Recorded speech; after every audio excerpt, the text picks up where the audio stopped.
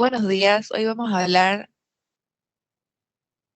buenos días, hoy vamos a hablar sobre las alteraciones del sistema hematopoyético. Los integrantes son Andrea Cortés, Nicole Tejerina, Estefanía Mérida, Roger Soberón, Sandra Tizoc y Benjamín Toro. Empecemos.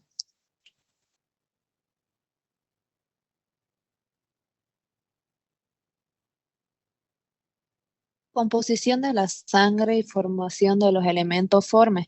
Se pueden identificar fácilmente en el laboratorio cuando se centrifuga una muestra de sangre entera y ésta se separa en distintas capas. La capa del fondo, que es la más abundante, ocupa el 42 a 47% del volumen de sangre entero y contiene eritrocitos que llegarían a ser los glóbulos rojos. La capa intermedia de aspecto esponjoso, el cual ocupa el 1% y contiene leucocitos que llegarían a ser los glóbulos blancos, y una capa delgada de trombocitos o plaquetas que no es discernible a simple vista. El líquido translúcido amarillento que se forma en la parte superior de la célula es el plasma, y este va a comprender aproximadamente el 55% del volumen total. Siguiente diapositiva. El plasma. El plasma es un líquido constituido por el 90 a 91% de agua, de 6 a 8% de proteína y los otros 2% de otras pequeñas sustancias moleculares. El plasma es útil para realizar varias funciones. Entre ellos está transportar la hormona de un sitio de excreción de órgano diana, traslada eritrocitos que recogen de oxígeno de los alvéolos pulmonares para distribuir a los tejidos, participa en el equilibrio electrolítico y en el ácido básico, contiene las proteínas plasmáticas que contribuyen a la regulación osmótica de los líquidos corporales y absorbe y distribuye gran parte del calor que se genera en el cuerpo. Siguiente diapositiva. Proteínas plasmáticas. Estos llegarían a ser los solutos más abundantes del plasma. La mayoría de las proteínas plasmáticas se producen en el hígado, que las secreta hacia la sangre. Los principales tipos de proteínas plasmáticas llegarían a ser la albumina, que representa el 54% de las proteínas plasmáticas y funcionan como un transportador de ciertas sustancias y actúa como una solución amortiguadora de la sangre. Las globulinas, que representan el 38% de las proteínas plasmáticas. Hay tres tipos de globulina: las A globulina, que transportan bilirrubina y esteroides; las B globulina, que transportan hierro, cobre; y las Y globulinas, que son los anticuerpos del sistema inmunitario. Y por último, el fibrinógeno, que ocupa el 7% de las proteínas plasmáticas. Esta es una proteína soluble que se polimeriza para formar la proteína insoluble fibrina durante la coagulación de la sangre. Ahora, en lo que es los elementos formes, aquí se incluyen los eritrocitos, leucocitos, trombocitos, que se van a originar en la médula ósea.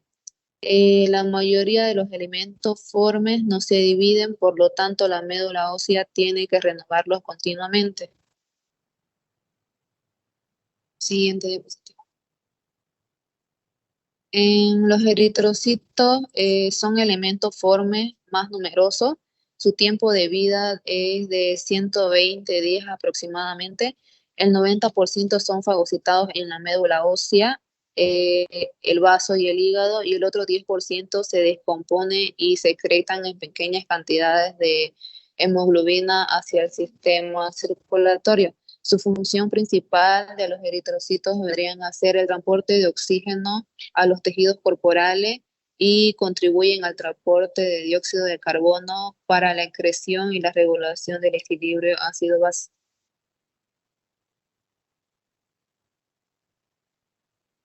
Bien, continuando con la exposición, vamos a hablar de los leucocitos, que también son glóbulos blancos, o también conocidos como glóbulos blancos. Son más grandes que los eritrocitos, Constituyen solo el 1% del volumen de sangre. Estos se originan en la médula ósea. También se encargan de la respuesta inmunitaria e identifican y destruyen células cancerosas.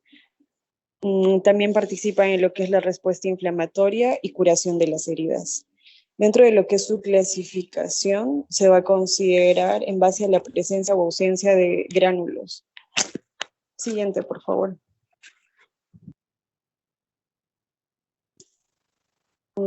Por eso mismo se van a dividir en granulocitos y agranulocitos. Dentro de los granulocitos vamos a encontrar a los neutrófilos, eosinófilos y basófilos. Los granulocitos son esféricos y tienen núcleos multilobales. Todos son fagocitos, es decir, engullen microbios y otras sustancias. Dentro de sus gránulos tienen químicos y enzimas que destruyen microbios. Siguiente, por favor.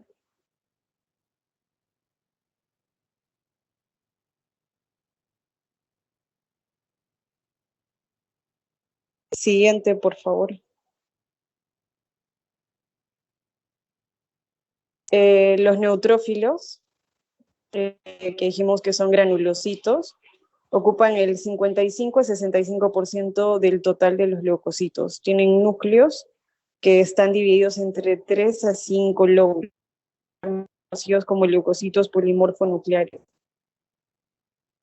Manejan las defensas normales del hospedero frente a bacterias y hongos invasores, desechos celulares y una variedad de sustancias extrañas, lo que aumentan ante las infecciones micóticas o sistémicas bacterianas. Los eosinófilos ocupan entre el 1 al 3% de los leucocitos en sangre. Son similares a los neutrófilos en tamaño. Tienen un núcleo bilobulado, es decir, 2 lóbulos. Estos se encuentran en los tejidos en vez de en la circulación. También tiene funciones de defensa en lo que son las reacciones alérgicas, parasitarias y el asma. Siguiente, por favor.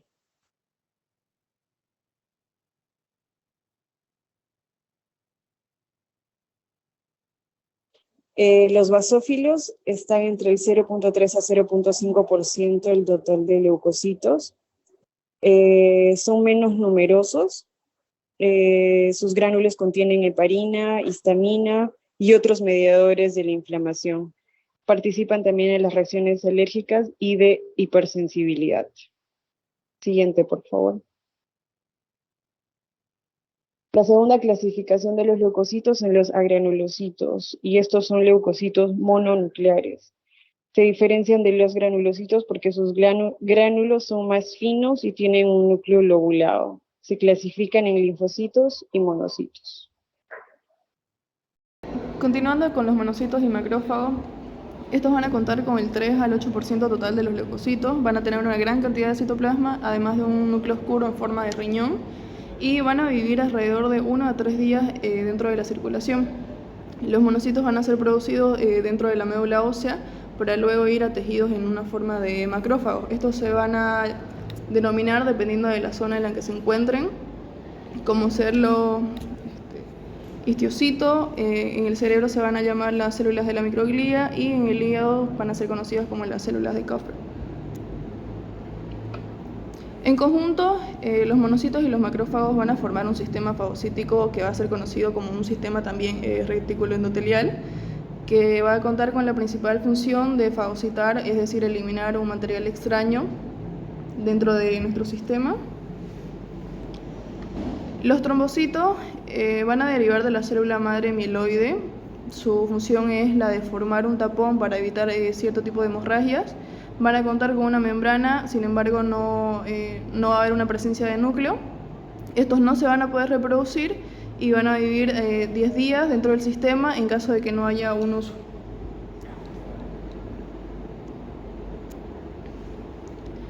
La hematopoiesis viene del griego haima, que significa sangre, y poiesis, el hacer.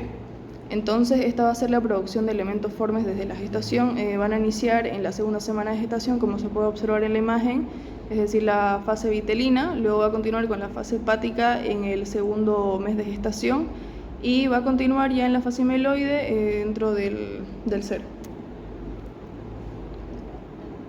La hematopoiesis en niños se van a presentar en los huesos distales largos y en los adultos se va a presenciar dentro de los huesos planos del esqueleto axial. La hematopoiesis se va a dividir en medular y extramedular. Entonces la medular va a ser la producción de elementos formes dentro de la médula ósea y va a estar conformada por 3 tipos de células que van a ser las autorrenovables, las progenitoras diferenciales y los elementos formes funcionales maduros, y en la imagen podemos observar los diferentes tipos de células anteriormente mencionadas. En la hematopoiesis medular vamos a tener 2 diferentes tipos de médulas que se van a poder diferenciar. En esta imagen se puede ver la médula ósea roja y en la siguiente la médula ósea amarilla. La hematopoiesis extramedular va a ser ya la producción de elementos formes ya fuera de la médula ósea y van a ser producidos ya en el hígado o en el vaso. Los precursores de los elementos formes van a derivar de las células madres pluripotenciales. Estos van a contar con un tipo de potencial para poder proliferar y autorrenovarse, por lo tanto van a ser indispensables para nuestro sistema. Bueno, siguiendo con el tema, vamos a ver la regulación de la hematopoiesis. Son elementos formes que se producen en cantidades distintas según las necesidades y los factores reguladores. Se supone que esta regulación de los elementos formes está por lo menos parcialmente controlada por los factores de crecimiento similares a las hormonas llamadas citocinas. Ahora vemos a las hormonas llamadas citocinas, son una familia de mediadores de vida corta que estimulan la proliferación, diferenciación y activación del funcional de los distintos elementos formes. Estas numerosas citocinas que se derivan al linfocito o de células de estroma de la médula ósea estimulan el crecimiento de la producción de nuevos elementos formes. Como podemos ver a la derecha, tenemos la imagen donde se puede ver el proceso de la formación de los distintos elementos formes. Bueno, seguimos con las alteraciones de las células hematopoieticas. Estas son posibles que a la poca proliferación de población de célula madre ocasionen un fallo en la producción de uno o varios tipos de células. En este caso vemos una enfermedad llamada pancitopenia, que es una reducción de la cantidad de los tipos de elementos formes. Estas personas padecen de anemias, trombocitopenia y granulocitopenia.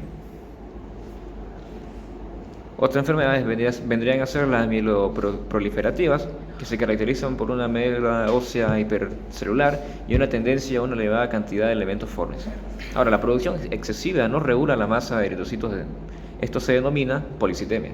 Cuando se produce demasiadas plaquetas en la médula ósea, se llama trombocitosis. Seguimos con las leucemias. Las leucemias representan una gran variedad de enfermedades que se caracteriza por una proliferación anómala de leucocitos. Esta leucemia es el que produce el cáncer en los tejidos que forman la sangre en el organismo.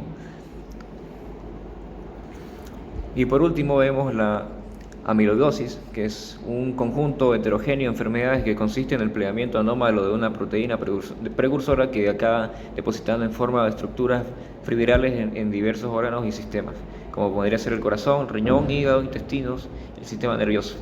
Esto alterando su funcionamiento. Y para finalizar tenemos las pruebas diagnósticas. Las pruebas diagnósticas hay 3. Está el recuento sanguíneo o hemograma, luego está la velocidad de sedimentación globular o BSG y luego la aspiración y o biopsia de médula ósea. Primeramente en el hemograma vamos a ver que es un estudio que se hace para ver la cantidad de elementos formes y características estructurales y funcionales de estos mismos. Vamos a encontrar que aquí se puede ver la serie roja, la serie blanca, los leucocitos y las plaquetas o trombocitos. Estos se van a ver por unidad de sangre. Aquí vamos a ver el recuento diferencial de leucocitos, que es la determinación de los porcentajes de cada uno de los tipos individuales de glóbulos blancos. Aquí se va a ver una especificación de los linfocitos, monocitos, basófilos, neutrófilos, etc.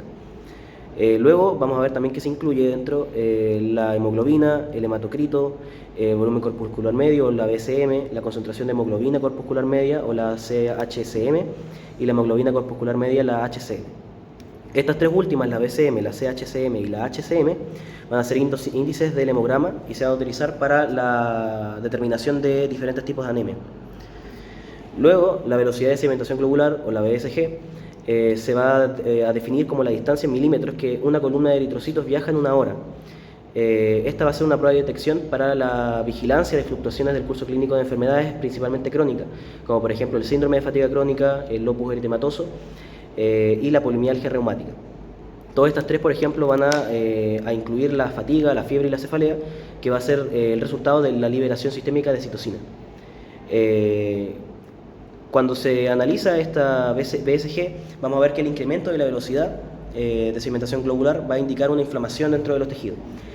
Como valores normales vamos a tener que se divide en hombres y mujeres.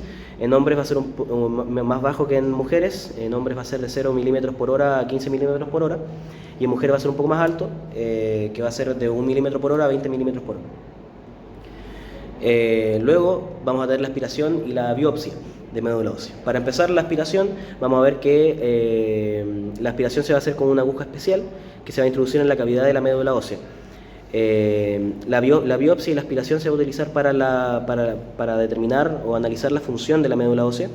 Esta aguja se va a introducir en varias porciones del cuerpo humano, específicamente en la cresta ilíaca posterior, en pacientes mayores de 12 a 28 meses. Luego también en la cresta ilíaca interior, en el esternón. Es importante recalcar que en el esternón generalmente no se va a hacer en niños, a menos que sea imprescindible hacerlo en el esternón. ¿Por qué? Porque como están en vías de desarrollo, el esternón va a ser muy somera, va a ser muy somero el espacio. Entonces existe una posibilidad de una punción crítica en lo que es el mediastino y por ende también en el corazón. Y luego, por último, tenemos el proceso espinoso de la T10 a la L4. La aspiración generalmente se va a hacer con propósitos diagnósticos y en el frotis se va a analizar, en el frotis de sangre, se va a revisar la relación entre las células eritroides y mieloides, el recuento diferencial, la búsqueda de células anómalas, la evaluación de depósitos de hierro en las células del retículo y estudios inmunoquímicos. Y por último, en la biopsia de la médula ósea, también se va a hacer con una aguja especial, pero esta vez para biopsia, se va a insertar en lo que es la cresta ilíaca posterior y es posible que se haga para el diagnóstico de leucemia aguda. Esto se hace con biopsia y no con aspiración por la cantidad de leucocitos en la médula ósea. Luego, también como complicación puede haber una hemorragia leve que puede ser más grave en pacientes que tienen trombocitopenia y alguna discrasia sanguínea. Esta biopsia se va a utilizar también para determinar la relación entre médula grasa, la presencia de fibrosis, las células plasmáticas, los granulomas y por último las células cancerosas. Esa sería nuestra presentación. Muchísimas gracias.